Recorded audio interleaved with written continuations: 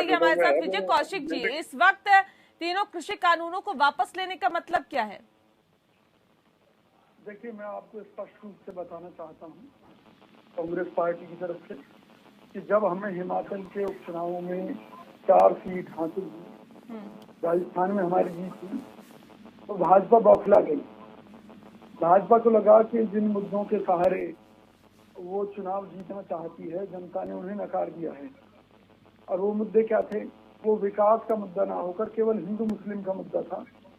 वो रोजगार का मुद्दा ना होकर केवल हिंदू मुस्लिम का मुद्दा था।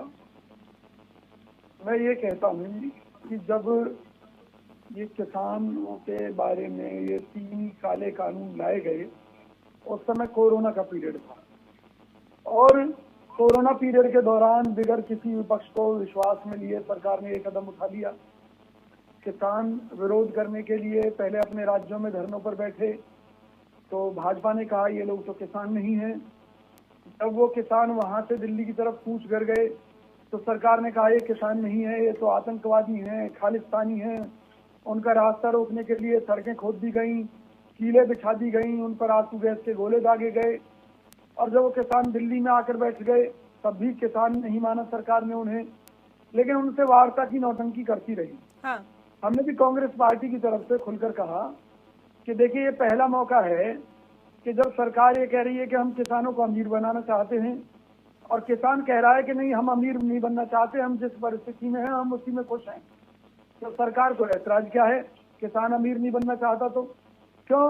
क्योंकि किसान की समझ में आ चुका था कि जिस तरह से इन्होंने अच्छे दिनों का जो जुमला छोड़ा था कि देश के अच्छे दिन आएंगे और बुरे दिन आ गए, तो कहीं ऐसा ना हो कि किसान कहीं का ना रहे और पूंजीपतियों के जाल में ना फंस जाए। इन्होंने किसानों की कोई बात नहीं मानी।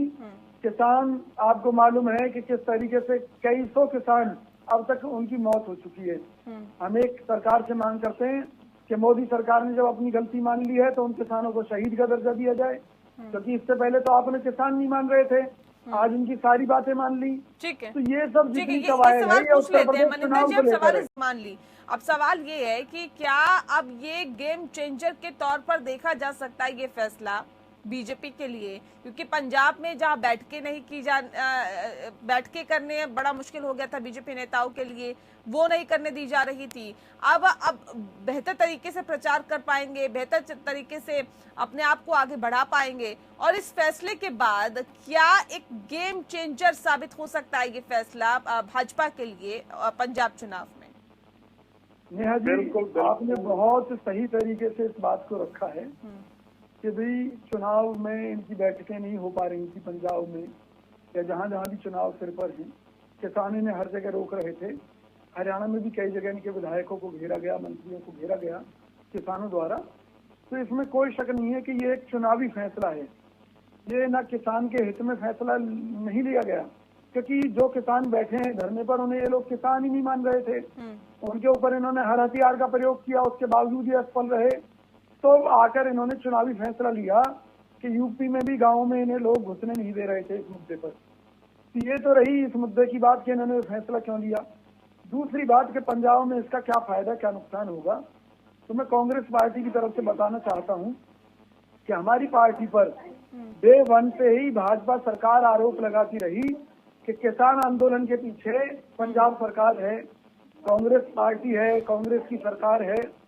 तो आप मुझे बताइए कि जब इन्होंने पूरी दुनिया में एक स्वीकार कर रखी है कि इस आंदोलन के पीछे कांग्रेस थी, तो फिर उसका लाभ किसे मिलना चाहिए? अगर किसानों की जीत हुई है तो उसका लाभ भी कांग्रेस को मिलेगा।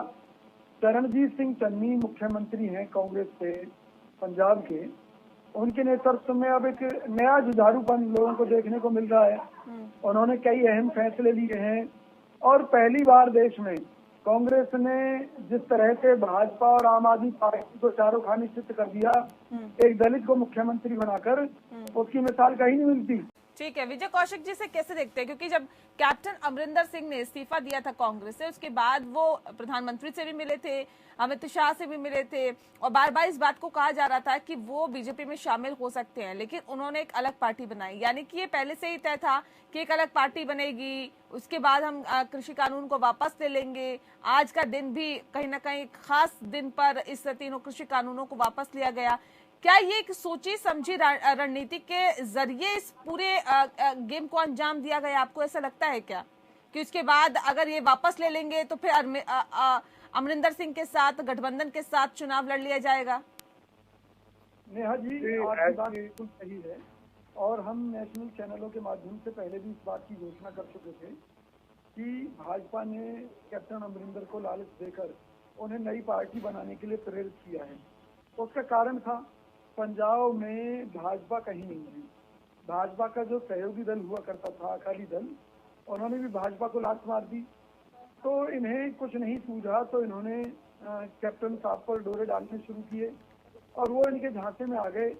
उनके झांसे में आने का अंजाम क्या हुआ कि कांग्रेस पार्टी ने एक दलित भाई को जिम्मेवारी दे दी, कमान दे दी और यह कहते हुए दे दी कि कैप्टन अमरिंदर सिंह ने कहा था कि वो अगला चुनाव नहीं लड़ेंगे, तो अब उन्हें रिटायर हो जाना चाहिए सम्मानजनक स्थिति में और नए साथियों को कांग्रेस में मौका मिलना चाहिए। तो चन्नी जी का जो पार्टी ने निर्णय लिया उससे कांग्रेस पार्टी में भी खुशी की लहर हुई और पूरे पंजाब में हुई। और अब किसानों के मुद्दे पर उन्होंने पिछले दिनों झूठे मुकदमों में फंसाए गए किसानों को आर्थिक मदद देने की जो घोषणा की है उससे भी इन सभी पार्टियों का मानसिक संतुलन हिल गया है। लेकिन अब इसमें एक बहुत बड़ी समस्या इनके सामने आ गई थी कि भाजपा के ऊपर दबाव पड़ने लगा कैप्टन अमरिंदर का, उधर योगी जी का और उधर हिमाचल में जो हार हुई है, उत्तराखंड में भी चुनाव आने वाले हैं, तो सभी जगह से मोदी जी पर प्रेशर पड़ने लगा कि भाई अगर ये किसान आंदोलन इसी तरीके से रहा तो भाजपा का पूरे देश में से सूपड़ा साफ हो जाएगा जी। तो इस बात से डरकर इन्होंने ये निर्णय ले लिया। लेकिन अब ये इनके गले की फांस बन गया है। वो मैं बताता हूँ कैसे। मेरी किसान भाइयों से बात हुई है, उन्होंने मुझे बताया है कि अब वो तब तक नहीं उठेंगे इस धरने प्रदर्शन से जब तक एमएसपी को गारंटी कानून एमएसपी को लेकर नहीं बनाया जाता केंद्र सरकार द्वारा और इन कानूनों को संसद में रद्द नहीं किया जाता। जो काले कानून है केवल कहने भर से कुछ नहीं है ना, क्योंकि जुमलेबाजों की सरकार है। पता चला जुमला छोड़ दिया, किसान उठ गए, कल को फिर इन्होंने कह दिया नहीं जी वो तो रद्द ही नहीं हुए थे। तो किसानों को इन पर भरोसा नहीं है। उसके बाद भी उनकी कई समस्याएं हैं किसानों की। वो ये चाहते हैं कि जो मृतक किसान हैं उनको शहीद का दर्जा मिले, मुआवजा मिले उन किसान परिवारों को जिनके परिवार।